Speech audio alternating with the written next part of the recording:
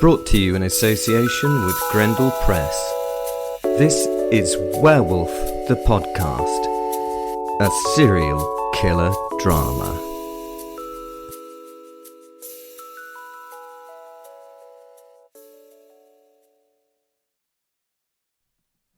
Hello, this is Werewolf the Podcast. We're going down a different line today. We are meeting other authors in our genre. So over the next few months, about once a month, I'll be speaking to a werewolf writer or a writer in our kind of horror area and discussing their book and seeing if we can get you interested in spreading the wealth, as it were.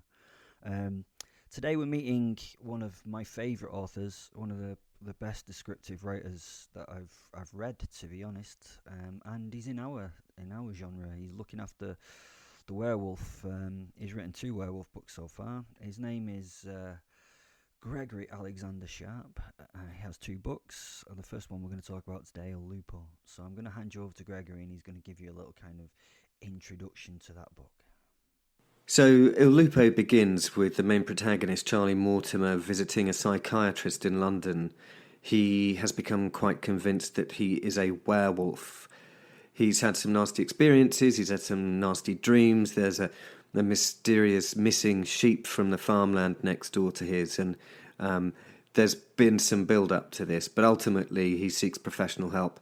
And he's convinced when he comes away from that meeting that he's not a werewolf. He's suffering with stress and anxiety, which may also be true. When he gets home, he sees the farmer who owns the land next door to his, Tom Grayson. And Tom Grayson has a missing sheep, which Charlie had previously been convinced he had killed. Tom is convinced it's been stolen, and Charlie's now more at home with that idea. And actually he feels quite comfortable heading off to the pub for a few drinks to take the edge off the stress that he's felt in the last few days. And then when we're done with the pub, we'll be heading off to Italy, to the Ristorante Amalfi in the village of Ponteverdi to meet Liliana.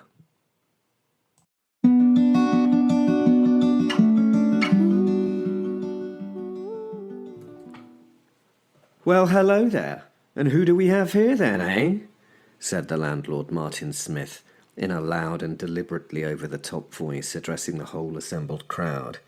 "Is this a visitor to our humble inn?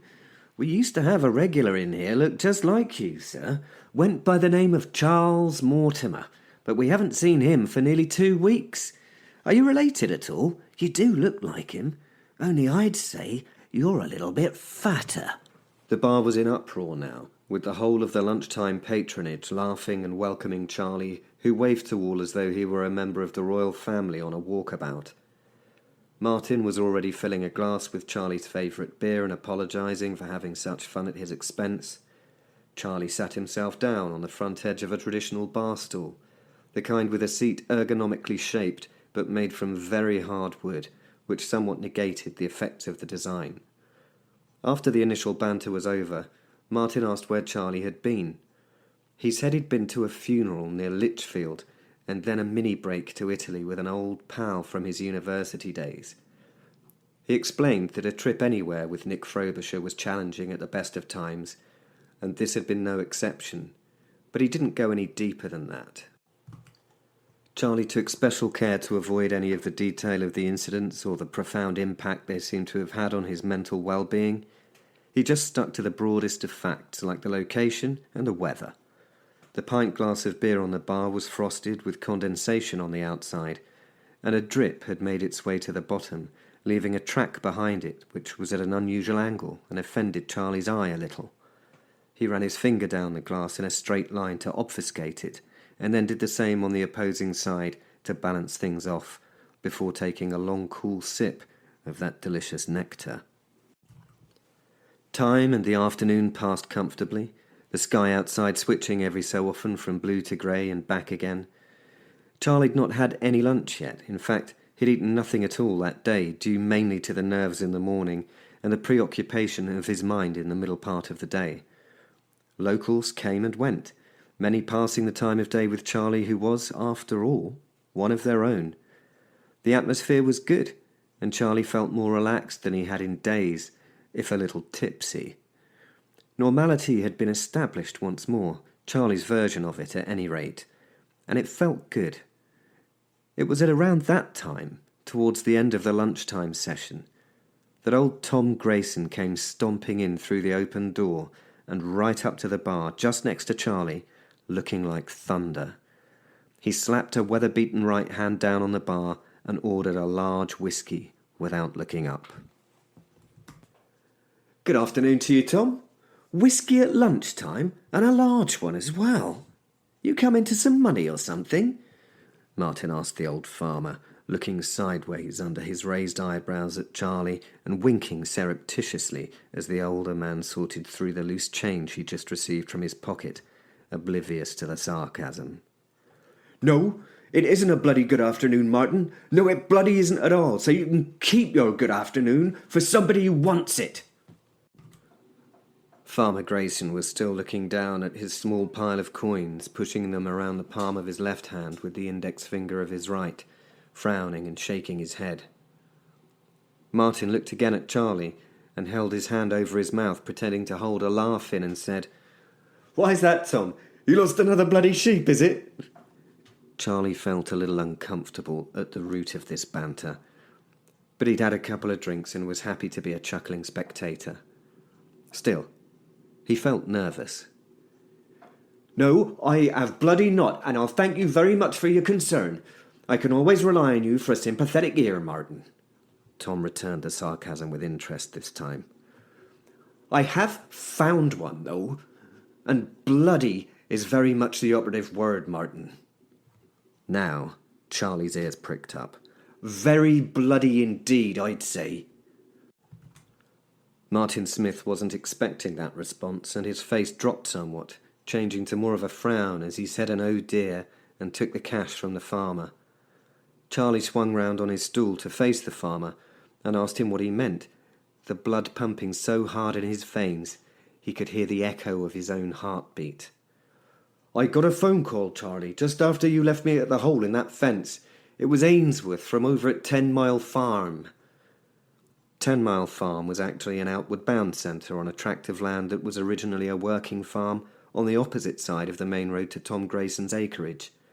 These days, it accompanied groups of wealthy executives from London and Birmingham who were sent on team-building exercises during the week. The weekends were typically given over to stag parties where drunken lads would pay good money to shoot clay pigeon or drive an out-of-service armoured vehicle. Grayson was clearly hot under the collar and wanted to vent. Not normally a man of many words, on this occasion he didn't seem to have too much trouble passing on an account of what he'd seen that afternoon. "He calls me up and he says he's got my effing sheep, as he puts it, and I should come and collect it, and I'm not likely to be too pleased about the effing condition it's in." Well, he was right about that, all right.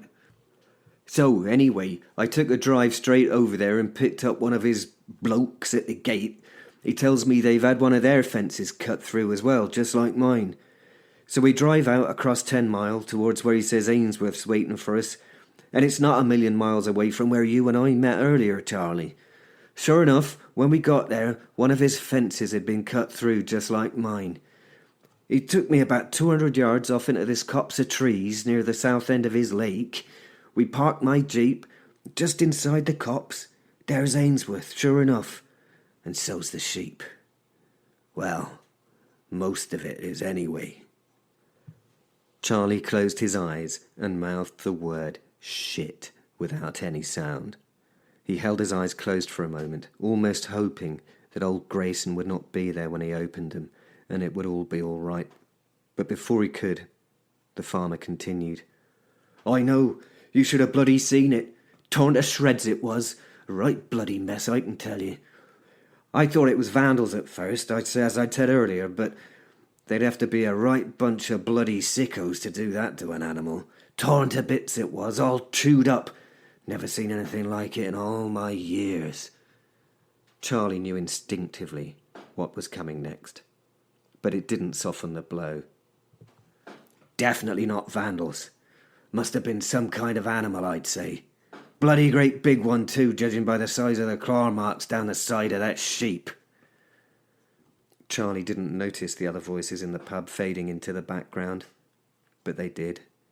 He could only hear Farmer Grayson's voice now, and that echo of his own heart beating. Fear and resignation focusing his senses.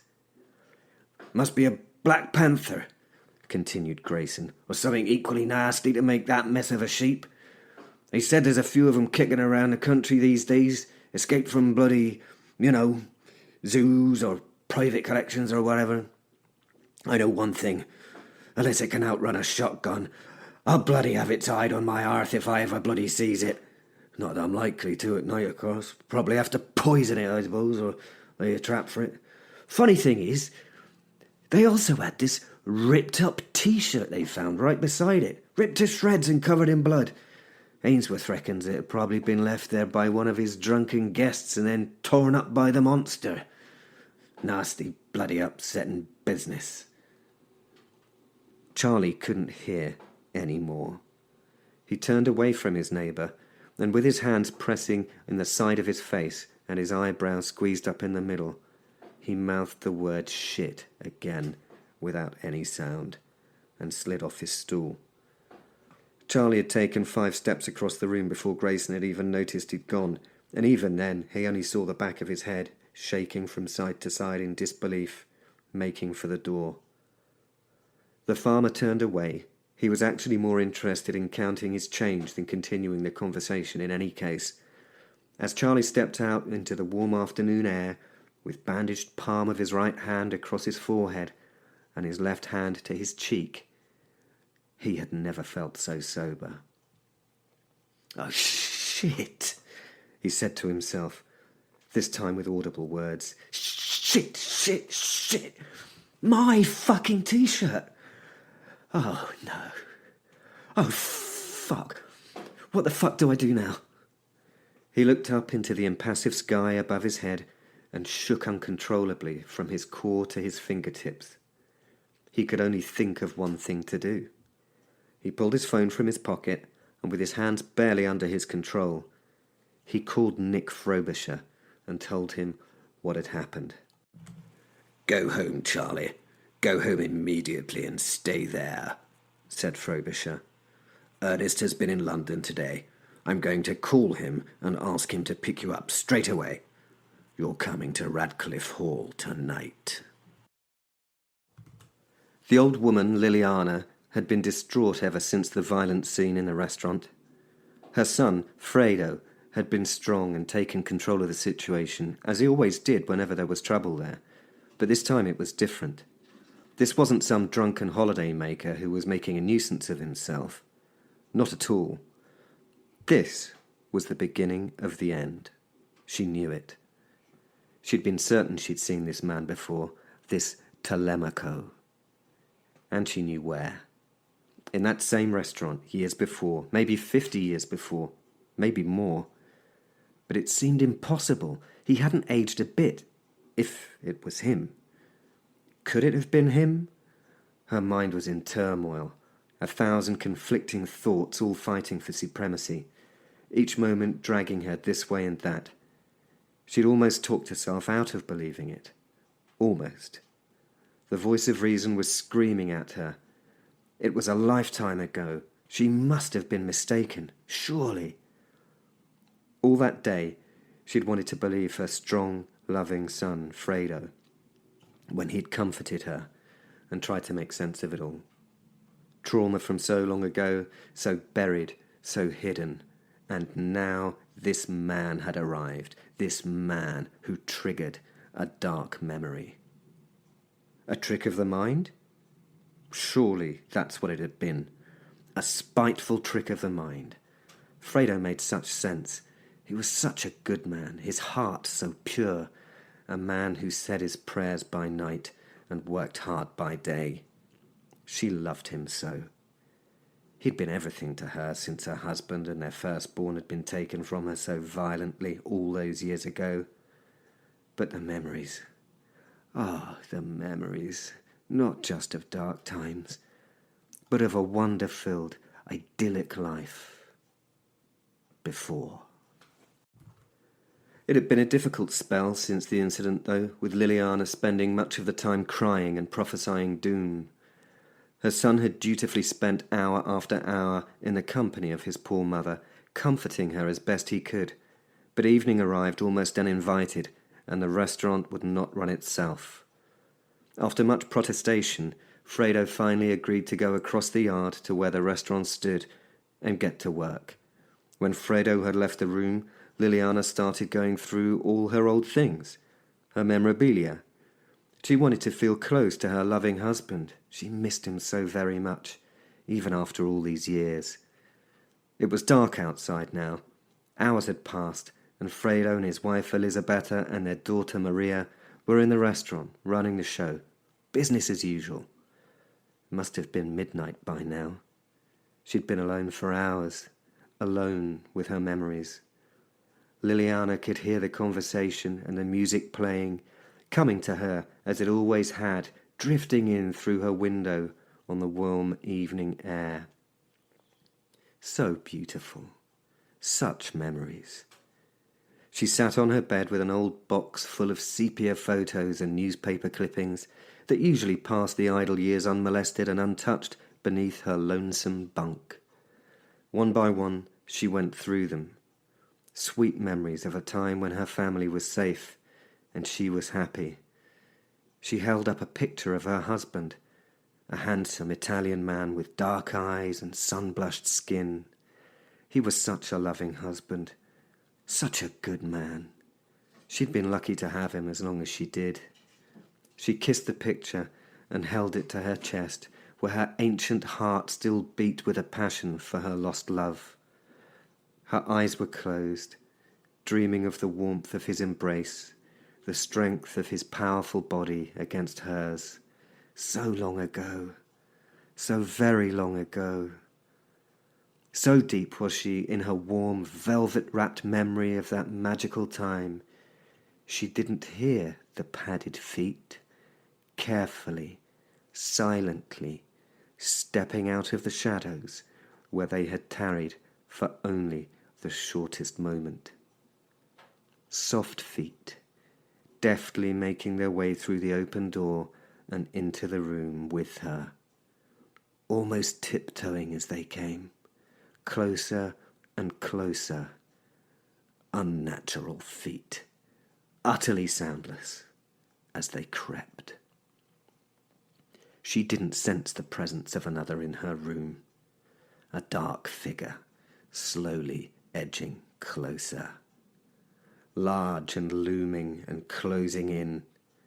A long forearm bristled with wiry black hair reached out, unheard and unnoticed, and a clawed hand gently pinched the corner of the photograph, then snatched it suddenly away from Liliana's sighing breast. She gasped and whispered her husband's name. Filippo. Her eyes opened in a series of short, tear-hampered blinks, and in that instant the memories and the moment were over as the truth of the situation fell in upon her like an avalanche. She had always known this day would come, that the wolf would return for her. Fate had brought that destiny today, and now the beast stood snarling and slavering in front of her, looking at a picture of a man who died trying to kill it over half a century before.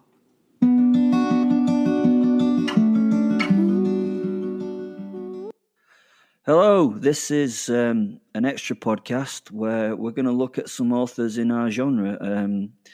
The werewolf has been left behind by the fucking vampires. So we're going to bring werewolves back in, and you've just listened to an excerpt of Gregory Alexander Sharp's book here. I read his book with the wholehearted want to hate it, and I really liked it. And then we built up a friendship, and now he plays a number of roles on the podcast. So we're just going to have a basic chat with him. So I'll introduce you to, here is Gregory, also known as the Professor. Hello, everybody. Greg here. You might know me better if I was to speak like the professor, uh, or Ernest Wainwright. So, episode 105. I dropped into Werewolf the Podcast, and as Fenrir says, we struck up a friendship early in 2023 when I was publishing my first novel, Il Lupo, and becoming an avid listener to the podcast. And the rest is history a little bit. I shamelessly take every opportunity I can get my hands on to be a member of the cast on Werewolf the Podcast, and I have a lot of fun. Greatly appreciated. It's greatly appreciated, honestly. Trying to keep this thing small and it's starting to get so big is a bit of a weird one, really. But thanks for all the listeners, and we're just gonna have a little insight into Greg's work because, annoyingly, he is such a good writer that we're gonna see into his mind a little bit. So, obviously, the first question is, why write a werewolf book? Why write this book, Il Lupo? Yeah, that's a short question. It's potentially quite a long answer, so I'll try and keep it as brief as I can while still, respecting the question. Right. So a little bit about why the genre dates back to when I was, I'm going to say about 8 or 9. Right. It's a Saturday afternoon. It's the late 1970s in the south of England. And my dad said to me, there's a film on the TV on BBC Two this afternoon. You should watch it. It's Abbott and Costello. They're really funny. You'll love it. And the film's called Abbott and Costello Meet Frankenstein. Yeah. And that film had Bela Lugosi playing Dracula, had a guy called Glenn Strange playing Frankenstein's monster, and it had the legend Lon Chaney Jr. playing the Wolfman. The man. And I loved that film. I loved it. And around that age, I'd also started reading Marvel comics, right? And I started reading about the Hulk. My two favorite superheroes, well, maybe 3. Spider-Man was always up there, but my two favorites were kind of the Thing and the Hulk. And the Thing and the Hulk were these two human beings who had been transformed into these extremely powerful individuals, and one of them had this characteristic of not liking it, not getting on with his alter ego, and being a dangerous and explosive monster. Right. Yeah. And I saw Lon Chaney Jr. as the Wolfman, and the connection was immediate. So ever since that day, I guess I've had this kind of affinity with werewolves, lycanthropes in fiction, because I was already in love with the Hulk, and I saw this as a sort of old school mythological version of the Hulk. And, with an adult mind and hindsight, I can absolutely see that the Hulk was inspired by such myths. Makes sense to me. Oh, definitely, yeah. The anger being brought out in the creature, I suppose, is like metaphors and all sorts out there, isn't there, for that kind of stuff? Yeah. Absolutely. So that's probably why the genre, right? Yeah. So why would I write in that genre? Well, that's probably why. Why would I write at all? However, predates it a little, but not by much. I was into Marvel comics, and I started to write. Well, with hindsight, I'm going to call them essays, but I started to write stuff down with a pen in a notebook. I'm like 7 or 8. You can't get me to write my own name in a classroom, right? No. I'm rebelling my arse off at school. I won't do anything in a classroom. But put me at home and a little bit of free time, and I start writing stuff down. And what I'm writing about was the Hulk. Yeah. And actually, I have a memory of the very first sort of complete essay. Do you relate to that character in yourself? Do you have that dark side to yourself that you... Don't we all? Don't go there. Do not ask. You wouldn't like me when I'm angry. So actually, the obvious answer is yes. Now, around this time in my childhood, my father's business failed, and we actually lost our home. We were very fortunate that we didn't end up homeless, but we were reliant on the charity of some friends. We actually have that in common. My dad, he went bankrupt several times, and we were living in a nice 4-bedroomed house when I was 10 years old, and then we were living in a caravan at the back of a lake about 3 weeks later. Yeah. So I can relate to that. Carry on with your story. There's so much we have in common. It's crazy. Yeah. So we sort of lost our home, and the whole rebelling at school stuff probably happened around then, I suppose. And yes, I've had to deal with anger probably throughout my life since that time, I suspect. Yeah. And did you ever manage to take that anger to be a positive thing, though? Because I remember going through anger management as a kid myself, and it was only older as an older person where a psychologist that actually sat down with me and went, "It's a really powerful emotion. You can actually use it." Yeah. Everyone else had told me to get rid of it, and then my first proper psychologist sat down with me and went, "It's actually a really powerful emotion. Use it." So, did you manage to do that? I used it in a lot of not very positive ways. Oh yeah, I remember that. Right. I mean, I rebelled a lot. Yeah. Right, and that was triggered by anger.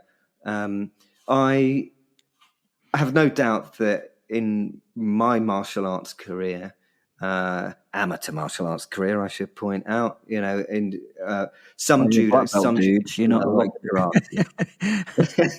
well, I'm not a big guy, and I trained with heavyweights, and bigger, stronger men on a daily basis, frankly, and they were all more powerful than I was. Yeah, but I wouldn't stay. I wouldn't stay down, and it definitely. I got better at karate as a result, I think, of having some sort of angle that was fighting against the idea of being failure and demon defeated or failing at something. There was something there. I know that one. Now, maybe I would have always had that without the anger side to it. I don't know. Who knows? But I sort of see that as a link. Yeah. And that's why I suppose the character of the werewolf is a fantastic thing. And you also link in the mental health kind of side of stuff with that, which is brilliant. But I've still not let you explain, how you actually, because I know you took some time to write this book, didn't you? Well, I did. Yeah, I didn't start writing it when I was 7. It was a little later than that. Yeah. Throughout my sort of 20s, I'd always said to myself, "I'm going to write a book one day," and I had an idea that I was going to write something, about the 90s rave scene or something like that. Yeah. That I had some experience of. In the early noughties, I became convinced that it was actually I would go back to that classic type of horror feel, and not be so much the blood and guts, but more about the sort of sense of jeopardy and tension and fear that you used to get in those old films. Yeah. So that was going to be what I would write about. And when my dad died and I think it was 2007. My wife Dee and I went to Rome. We went to Italy for a break. I needed to get away. We went to Italy, walked around Rome for a few days, gawping at all the architecture. I hired a car, drove down to the Amalfi Coast and just got blown away by the scenery. Mm-hmm. At that time, I'd been reading some sort of fiction based around Odysseus and the Siege of Troy, the Trojan War, that sort of thing. So I sort of had this ancient world image in my mind at that time. And walking the streets of Pompeii, so Rome rather than Greece, but walking the streets of Pompeii, I was absolutely awestruck. And I said to Dawn, I am going to write that book and I am going to have something massive and significant is going to happen right where we stood. And that was 2007. And it was like 13 plus years before I really made it happen. I started writing it there and then. I became super busy with work and I just dropped it. Yeah. It's a tough one, isn't it? Because when you write, from my point of view, it is so involving. It's not like I know you managed to be able to fit it in before work and after work and all that kind of stuff. I can't imagine having to do anything else. It's so tough, but you kind of get a relaxation and a de-stress out of it, really, don't you? Which is Well, it's a change of lanes. Yeah. Right. It really is, and it flips me out of the reality of my day job. Yeah. And into the realms of something fantastical. And certainly, the first two novels that I've written, I can do whatever the hell I want with them. I'm not even bound by the rules of reality, Yeah, I mean the sense I get is the sense of escapism, that because it brings me a sense of escapism, and you don't think about things like the mortgage, or if the car's going to explode on the next journey, or what's happening with Uncle Derek. It's really nice for those 2 or 3 hours to be able to just escape and just do whatever you want. As you say, you can do whatever you want. Whatever the editor says, you can do what you want. Yeah, exactly. Yeah. So yes, it did take a long time to write, but what I will say is I wrote maybe 80, 90 pages at the outset. Wow. And those 80 or 90 pages would be what a reader of the book today would recognize as sort of chapter 1. So starting after the excerpt that we've heard, the excerpt that I've read on this podcast, the writing that I did years ago started just after that. Right. Okay.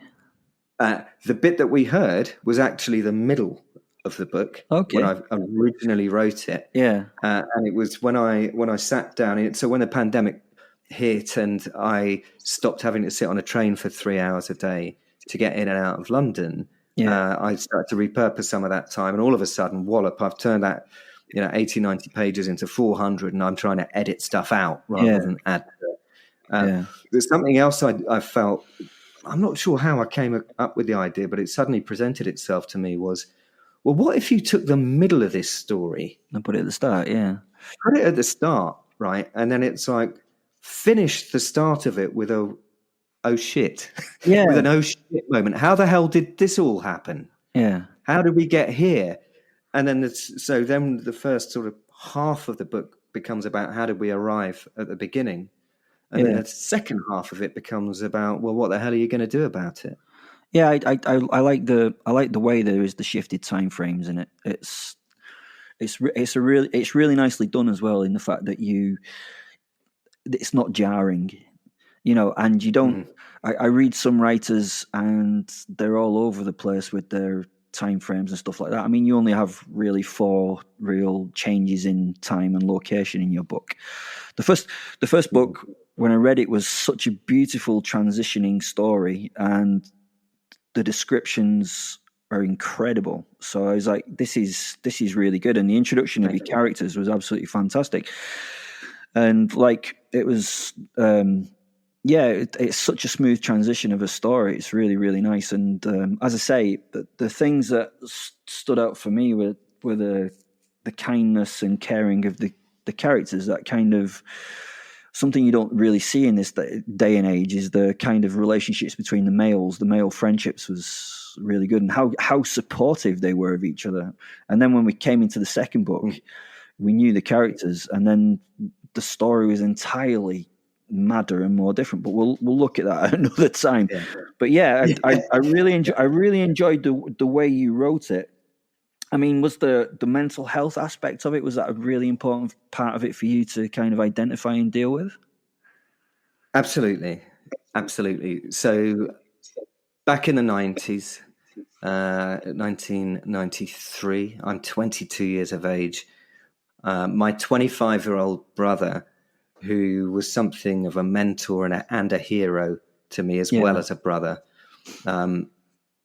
just died. He just died. He got a pancreatic problem. He had pancreatitis. It came out of nowhere, and in 2 weeks, he went from being a healthy, fun-loving 25-year-old with his life ahead of him to being dead. Yeah. He literally passed away, and we didn't see can't it coming. Yeah. And it ripped the rug out from under my feet like I could never have expected. And I suffered with grief, of course, of as course. anyone would. Yeah. But I also suffered with extended depression, and that built into anxiety and panic attacks. Right. So I had a rotten time for 6 months with panic attacks. I became agoraphobic. I couldn't leave the house. Yeah. Couldn't go to work. It was a very dark time for me. And nobody back then seemed to know what the hell to do about it. No, it wasn't right. The medical profession was here. Stuff a load of antidepressants down your gob, you'll be fine. Yeah. No. There really wasn't an awful lot of wisdom around in those days. And then 4 years later, my mum died.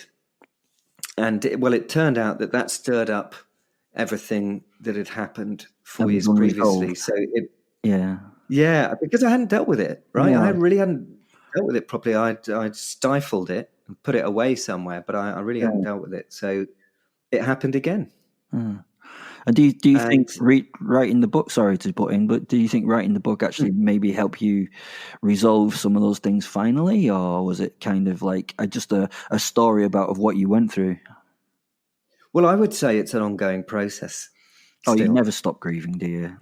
I would say it's still an ongoing process. I'm still learning about myself, and how I respond to things. But what I did want to do with the writing of the book was give that experience, which I know is not unique, give it a voice. Yeah. Right. So maybe there'll be some folks out there who are having a rough time, and maybe they'll recognize that the bloke that wrote that book has been through this. And I think the realism in some of the mental health aspects, the grief, the things that Frobisher goes through when he's staring in the mirror, the things that Charlie goes through when he's stood at the side of the road and he thinks he's having a heart attack. He's convinced he's having a heart attack. He's going to die. No, you're having a panic attack, right? But people don't tell you this stuff before it happens. They wait until this shit happens to you. And then they're like, that was just a panic attack. You'll be all right. He doesn't know that at the time, and nor did I. No, it's a weird one. I suppose mental health is becoming more of a sort of understood thing in the world at the moment. I know that the NHS system itself is completely overwhelmed at the moment. But what I do like about your book is that those guys are there for each other, though. That's a lovely thing, and I think if men can become more accepting of that, people, I could not imagine. My dad passed away in 2015. I could not imagine telling my dad I was depressed and I couldn't do something, because him being a northern working class lad would be like, just grow a set, get out there and do your thing, But my dad and my brother were, I've gone through these things. I can see how my dad especially was a depressive, and he used to treat himself with alcohol. That's what he did. Mine was the same. Yeah, I couldn't necessarily talk to him about that, but with hindsight, you recognize it. No, I do like it, but bringing it back to the book, as I say, it deals with mental health, and to be honest, I really like the book because it's not werewolf, because I've read some books recently which it's all werewolf. I like the fact that you've got this 11% of the werewolf in the background. I like the fact that you've got this other character that is building up to something werewolf-wise and stuff like that. I find that really intriguing, as it's just something that kind of sits in the background and pops its way in and pops its way out, which I think the werewolf character should be like that, really. Do you know what I mean? So I did really enjoy that aspect of it.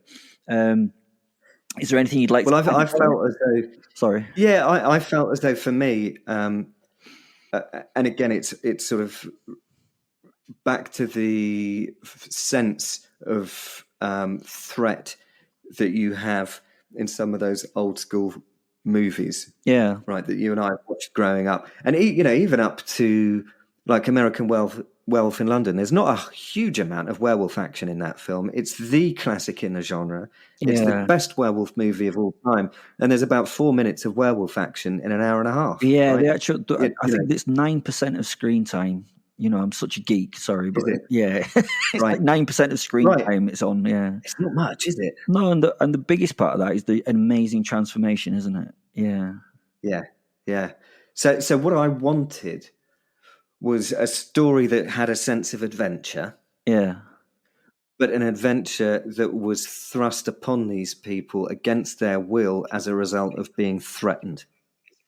And the threat never goes away. And the idea was to have it that there's this pervading threat that you get in the introduction, the reading that we've just heard, and that slowly builds and builds and builds, and then it becomes, this unavoidable confrontation. If you like. I think it comes through with in the excerpt that you read that we're getting the idea that something's going on. He knows he's involved in something, but there's that lack of understanding that causes the fear, and I see that in lots of people, that they have things going on in their lives, yet they don't really understand. The scary things are happening, but they don't really know how to resolve it or what it is. So yeah, there's a lot of real life. And what I was going to say is that if you're not a fan of the werewolf genre, this is a buddy story, really.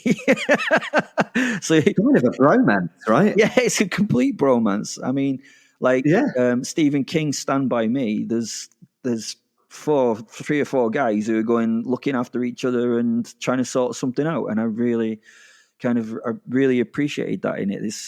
I read a lot of blood and snot and gore and stuff, but yeah, it was a completely different take on it. So yeah, I really enjoyed it. What some readers have pointed out to me quite rightly, they've recognized this, that although it does focus around the guys, I guess the brains are not supplied by the men. No, right. The critical thinking is not supplied by the men in either of my first 2 novels. That comes from the women come in and it's like, for God's sake, you lot, haven't you thought about this? And then yeah, but I think like it's only right to realize that I mean I've had strong female influences throughout my life, and tend to be the most sensible people and the most emotionally qualified have been female. Do you know what I mean? So I can completely understand why you did that. Yeah. Well, I've tended to feel as though men are quite good at reacting. Yeah.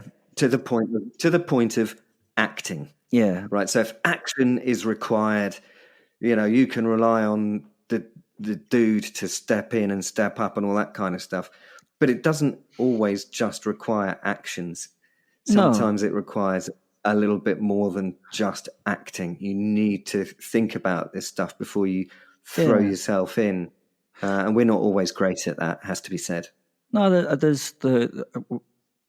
I read a lot of literature at the moment that makes out that how do I say this without getting in trouble? Like, masculinity is a bad thing, but in this case, masculinity is qualified, and then on top of that, it's the input of other, let's call it other, that brings around the help and the fortitude of the group. Really, Yeah, as I say, I really, really enjoyed it. If you get a chance to read this, guys, go out there and get it. I will hand over to Greg to tell you where it's available and all that kind of stuff. So over to you, sir. Thank you very much. Well, it was published with Olympia Publishers. You can buy it direct from their website. You can get it in paperback or Kindle, or for free with a Kindle Unlimited subscription on Amazon as well. Wherever you are, basically, wherever you can get into Amazon, you can get the book Il Lupo, Gregory Alexander Sharp. And I will obviously put links and stuff into the description below so that you can access it there. I mean, I put his links in all of my podcasts because, plays a wonderful character, and so does his wife. And I'm very excited about this week's coming up podcast because, it's going to be good. Yeah. But in a couple of months' time, we're going to bring Greg back, and we're going to talk about his second book, which, in comparison to his other one, he wrote in about 10 minutes. And it's very different. It's very different, but incredibly, very different, but very, very good. It's more staccato in its methodology and itsy bitsy, peatsy beezy over and there, and but absolutely fantastically written. So I'm looking forward to that. Have you got anything else that you would like to say, Greg, before the end of this wonderful podcast? Well, I mean, I've got a work in progress. Chapter 1 is completed. Oh, you've got the short story, The Bridge, as well, haven't you? The short story. Oh, I've got the short story, The Bridge, which is a ghostly short story about the impact of stress at home on a teenager's mind, and the problems that can arise from a change in location at the wrong time in a young person's life, and tragedy. Is that again from your youth, or is that just something that you've seen and understood? Yeah, a number of things really. There's a bit in. I mean, it's only 4,000 words, right? But it covers quite a lot of ground, and it all kicks off with this young chap's dad losing his career, and familiar. Yeah, I've drawn on some of my personal experience there, for sure. And things that you've either heard about through friends of friends or read about that don't necessarily get the publicity they deserve. Things that people should be aware of. The impacts of your actions. Right. Think about what you're doing. Don't just say, "Oh, they'll be all right," because they're not always all right. No. So that was something I did at Halloween. Short story that's also available on Amazon. Links in the description. Links in the description. That's some good feedback on that. You can read that in a single sitting. And the work in progress is slightly different. This is a story that's based around sort of gangsters in the southeast of the United States in the 1970s. Ooh. And love. This isn't from the story of your life, is it? Sorry, that's not from the story of your life, though, is it? It's not. I mean, I'm. There's still time. Yeah. There's still time for me to be a gangster in Florida or somewhere. But no. It's about sort of love and murder and loss and revenge and nightclubs. Yeah. Well, it sounds brilliant. Thank you for everything that you've done for Werewolf the Podcast. Go and buy his book. Go and buy it and enjoy it, because it is a really good book. So thanks, Greg, for being the professor and all the other things. And thanks, Dawn, for being Lucifer. And I hope we keep it going. It's going to be fun. And for all you people out there, buy his book and enjoy it and review it and say it's really good. There you go. All right. Well, thanks very much, sir. Awesome. Thank you, sir. Absolutely no problem. I'll speak to you again soon. You know it. Thank you, mate. Cheers.